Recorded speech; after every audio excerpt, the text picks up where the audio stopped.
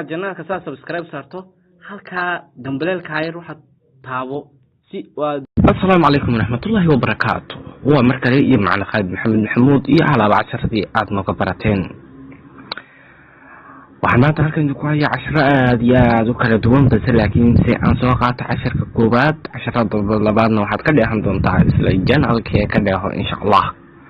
cashar koobaad waxa la yiraahdaa application loo yaqaan PowerShell muxuu qabtaa PowerShell wuxuu qabanayaa taariikhda sitkaaga marka sida u soo rogtay qaabishka uu ku soo rognayo waad aragtaa laakiin PowerShell wuxuu qabanayaa qaabishin noocan ka duwan ayuu ku qabanayaa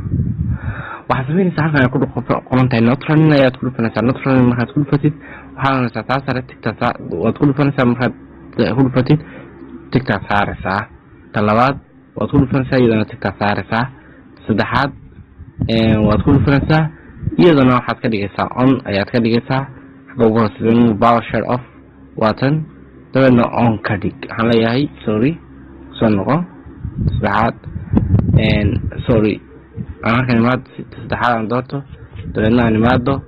dabadna halkan imaado dabadna aan furo sorry yaraale waa markii labaad xagga hoose imaado PowerShell aan ku dhufto dabadna aan furo dabadna aan okay dhaho okay markaan inta dhaho waxaan dabcan soo rogayaa muxuu ahaa notification-kan hadda soo rogay bal leeg soo noqday dabcan waxaan filayaa isbedelka ku dhacay inaad si toos u aragto waxyaalo fara badan ayaad ka sii bedeli kartaa waxyaalahan ka bedeli kartaa maxaa kamid ah waxaa kamid noqon kara waxyaalaha aad ka bedeli kartaa aan PowerShell idin kusoo laabano aan dib u laabto notification kale iyo soo furbaadii kartaa notification isoo furbaadii kartaa waa kuwa notification-kaagi sidoo kale waxyaalo fara badan ayaad ka bedeli kartaa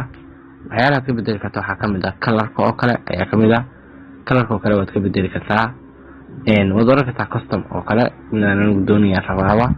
tusaalahaan noocaas oo kale ayaad ka dhigi kartaa colorka madowgaas oo kale dabadna ba haddii hadda soo rogno waxaad aragtaa sidii marka dhaweyto inay madow tahay waaye laayadka oo kale qabiishka oo kale waad bedeli kartaa sidoo kale waxaad samayn kartaa in aad image saarato sawir inaad saarato ayaad samayn kartaa waaye waxaad leedahay choose profile picture ayaad leedahay ama tusaale ahaan waxaad leedahay custom background image ayaad leedahay dadna waxaad leedahay select allow baad leedahay allow markaad tiraahid waxaad la soo baxdaa waxa loo yaqaano sawirka doonaysa inaad saaratid tusaale ahaan halkan sawir ka baaro halkan sawir ka baaro aan leeyahay tusaale ahaan waxaad ka saaraynaaba sawirkan ayaad ka saaraynaa dabadna crop aan iska dhahno crop markaan iska dhahno hadda aan soo dejino waxaan dabcan filayaa markaa inaad hadda aragtid inaan sawir saaray haddaba alaaba halkan waxaad uga barateen casharo kuwan kasi aqoon badan iyo